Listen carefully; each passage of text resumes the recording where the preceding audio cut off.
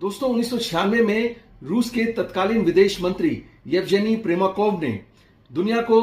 Unipolarity से बचाने के लिए और अमेरिकन इन्फ्लुएंस को काउंटर करने के लिए भारत, रूस और चीन के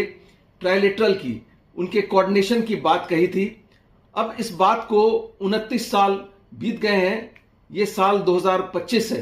और अब ऐसा लग रहा है कि प्रिमाकोव डॉक्ट्रिन, जो प्रिमाकोव ने 1996 में अपना विचार व्यक्त किया था, वो हकीकत में तब्दील होता नजर आ रहा है 29 सालों के बाद। जिस तरह से भारत, रूस और चीन पिछले कुछ महीनों में अमेरिकी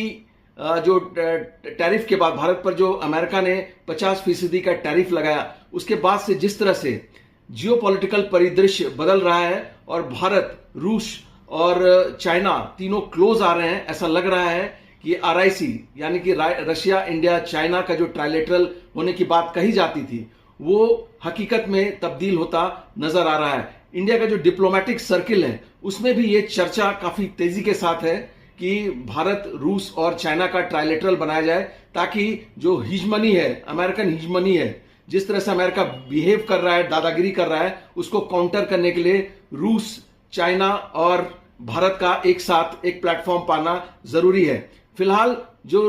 चाइना के विदेश मंत्री हैं वांग यी, वो भारत के दौरे पर हैं और जिस तरह से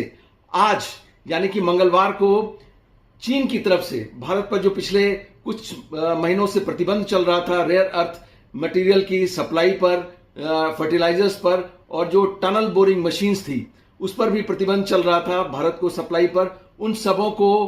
हटा दिया गया है और चाइना की तरफ से यह कहा गया है कि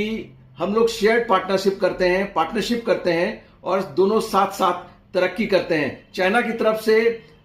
एक होम बिल्डिंग की बात भी कही गई है, जिसमें कि 5 चीजों का समन्वय होने की बात कही गई है। उसमें पीस, ट्रैंक्विलिटी, ब्यूटी, फ्रेंडशिप और एक और चीज ट्रस्ट की बात कही गई है और इसी के आधार पर दोनों के रिलेशनशिप को, इंडिया चाइना के रिलेशनशिप को बिल्डअप करने की बात कही गई है। तो ऐसा लगता है कि जो कभी ख्वाब हुआ करता था, डोनाल्ड ट्रंप के एक एक्शन ने भारत, रूस और चाइना को एक प्लेटफॉर्म पर ला दिया है और आने वाले वक्त में जियोपॉलिटिक्स में इसका असर देखा जाएगा, ऐसी उम्मीद व्यक्त की जा सकती है।